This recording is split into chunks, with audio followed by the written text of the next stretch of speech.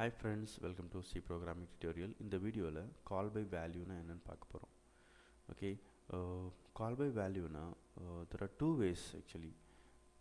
உங்களுடைய ஃபங்க்ஷனுக்கு நீங்கள் ஆர்குமெண்ட்ஸ் பாஸ் பண்ணுறதுக்கான ஒரு ரெண்டு வழி இருக்குது.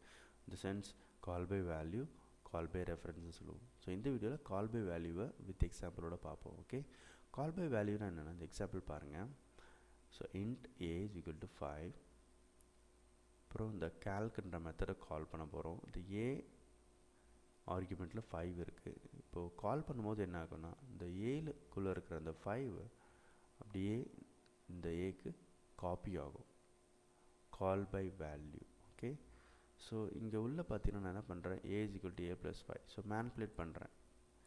பட் இதனுடைய ஸ்கோப் வந்து இதுக்குள்ளே மட்டும்தான், இந்த ஏ உடைய ஸ்கோப் வந்து இந்த மெத்தட்குள்ளே மட்டும்தான்.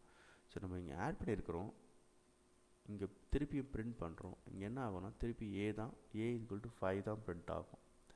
இங்கே நம்ம ஆட் பண்ண விஷயம் வந்து இங்கே ரிஃப்ளெக்ட் ஆகாது. There is no impact here because scope வந்து இதுக்குள்ளே மட்டும்தான். ஓகே, ஸோ இப்படி தான் வந்து கால் பை வேல்யூ ஒர்க் ஆகும். Okay, so int a is equal to 5 இங்கே கால் பண்ணுறேன், பட் ஸ்கோப் வந்து இந்த மெத்தட்குள்ளே மட்டும்தான். ஓகே, ஸோ இந்த ப்ரோக்ராம் எக்ஸிக்யூட் பண்ணி பார்க்கலாம், அப்போ உங்களுக்கு புரியும். ஸோ பிரிண்ட் பண்ணும்போது என்ன ஆகுதுன்னா திருப்பி ஏ 5 தான் பிரிண்ட் ஆகுது. நீங்கள் கேட்கலாம், ஏன் வந்து நம்ம இங்கே ஆட் பண்ணுறோமே, இப்போ 10 தானே பிரிண்ட் ஆகணும் அப்படின்னு நீங்கள் சொல்லலாம்.